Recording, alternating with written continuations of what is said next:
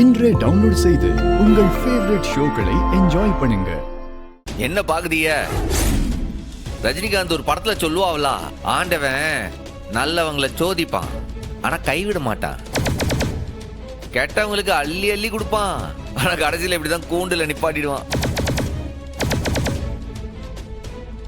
பாத்தீங்களா ஆண்டவன் இப்ப என்ன செய்தான்னு பாருங்க. என்னப்பா கனெக்ட் பண்ணிட்டியா? பண்ணிட்டேன் மேடம். என் புருஷனை இழந்த கோபம் எனக்கு இருந்துச்சு. அதனாலதான் சண்முகத்தை பழி வாங்கறதுக்கு நான் வந்தேன்.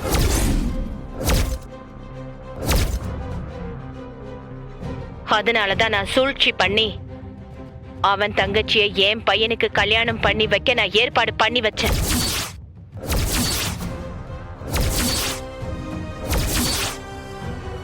எவனோ ஒரு கிறுக்கு பைய சிவபாலன் வந்து எல்லா திட்டத்தையும் கெடுத்து விட்டுட்டான்.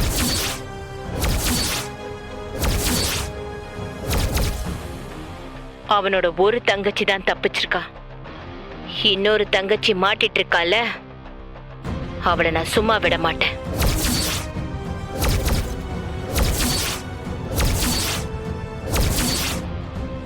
மாலதியை கொலை பண்ண சொல்லி மேடம் தான் சொன்னாங்க. அதுக்காகத்தான் அவளை நான் குத்தி கொலை பண்ணேன்.